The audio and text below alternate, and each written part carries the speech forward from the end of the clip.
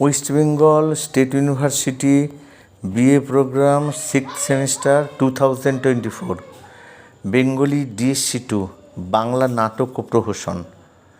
প্রতিটি একক থেকে একটি করে প্রশ্ন নিয়ে মোট 4টি প্রশ্নের উত্তর দাও। প্রতিটির শব্দসীমা অনধিক 300 হবে।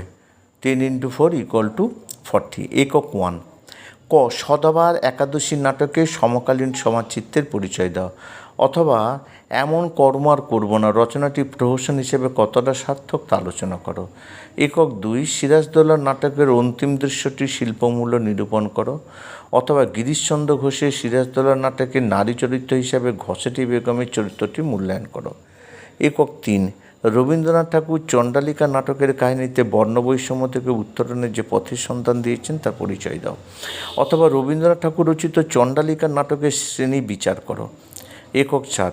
কারাগার নাটকে নারী চরিত্রাঙ্কনে নাট্যকার মন্মথ রায়ের কৃতিত্বের পরিচয় দাও, অথবা পরাধীন ভারতবর্ষের রাজনৈতিক প্রেক্ষাপটের নিরিখে কারাগার নাটকটির গুরুত্ব বিশ্লেষণ করো।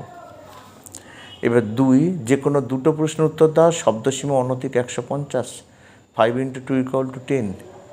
আমি ভাই আর সইতে পারিনি, আমি গলায় দড়ি দিয়ে মরব। এ কথা কে কাকে কেন বলেছিল? খ হ্যাঁ, প্রায়শ্চিত্ত করব।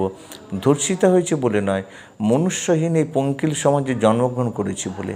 কে কাকে কথা বলেছে? আলোচ্য উক্তির মাধ্যমে বক্তা সমাজে যে দিকটি চিহ্নিত করেছেন তা আলোচনা করো। গছে প্রাণটা উঠল চমকে, শিওর উঠল, প্রণাম করলেন দূর থেকে। কার কখনোই অনুভূতি হয়েছিল প্রসঙ্গ উল্লেখ করে বিষয়টি বুঝিয়ে দাও। গ হচ্ছে যে আমারে দিয়েছে ডাক, বচনহারা আমারে দিয়েছে বাক। নাটকের ও নাট্যকারের নাম উল্লেখ করে উদ্ধৃতাংশটি তাৎপর্য বিশ্লেষণ করো।